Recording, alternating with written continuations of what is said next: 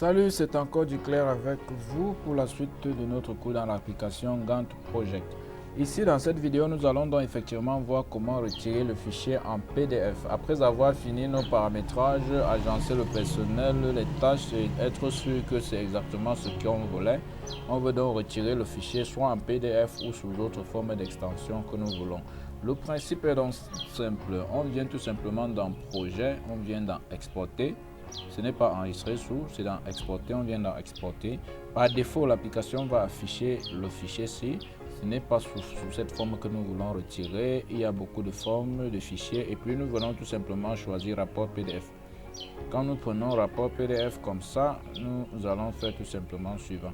Arrivé ici, il y a un petit paramétrage à faire, c'est-à-dire l'application telle que vous voyez le graphe s'afficher sur l'interface comme ça, et c'est comme ça que l'application voudrait retirer notre fichier.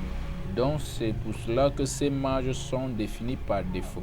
Ça peut ne pas nous arranger, comme je vois la date de début le 22 mars, ça cadre un tout petit peu, je peux la laisser comme ça, mais la date de fin, ils sont allés jusqu'au 2 août 2021, je vois que c'est plus large.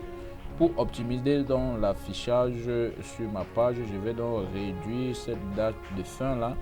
Puisque mon projet finit le 14 juin 2021, je peux mettre la date de fin sur ma page au 15 juin par exemple 2021. Voilà. On demande si on veut les notes. Je peux accepter oui, je veux les notes, afficher les notes. On demande le format A4, je valide. Orientation par défaut, paysage, je valide ça comme ça. Et puis je dis tout simplement OK. En disant OK ici, ça va renvoyer le fichier dans le dossier dans lequel nous avons enregistré notre projet dès qu'on a lancé l'application. Donc je fais OK. Là, je rentre maintenant ici, je retrouve tout simplement mon fichier. Et puis nous ouvrons tout simplement. Voilà, après avoir fini notre projet, voilà, ça s'affiche comme ça quand on essaie d'extraire. Voilà le titre du projet qui s'affiche là. Construction d'une salle de classe à Maroua. L'entreprise c'est établissement Afébio.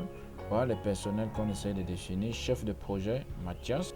Date de début, date de fin. Ça commence mon projet. Dans mon planning commence le 1er avril et ça finit le 15 juin 2021.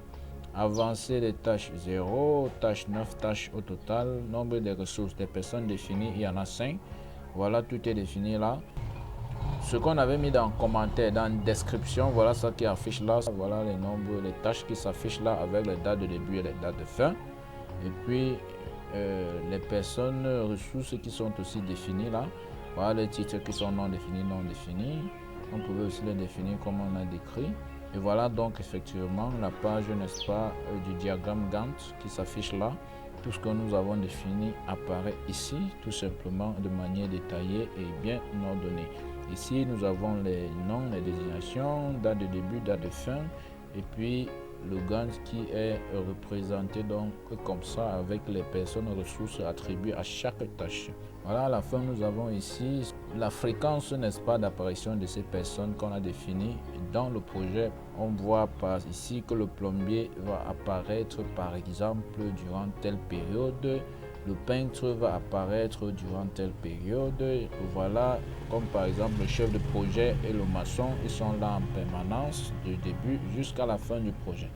Voilà, c'est tout. Ça s'affiche en principe sur ces 5 pages en fonction peut-être de la longueur de votre tableau, parce qu'on peut avoir un très grand projet avec les tâches très nombreuses à représenter. Donc dans ce diagramme de Gantt, que ça peut prendre peut-être 2 pages ou 3, ça dépend. Donc au total, on a un fichier de 5 pages qui ressort donc tout ce qu'on a voulu ressortir dans notre planning Gantt. On peut tout simplement imprimer et insérer peut-être dans notre projet d'exécution ou dans notre offre technique, je ne sais trop comment. Merci d'avoir visionné. N'oubliez pas d'aimer et de partager la vidéo si elle vous a plu. Activez aussi la cloche de notification pour recevoir nos prochaines vidéos. Merci et à très bientôt pour les autres vidéos dans d'autres applications.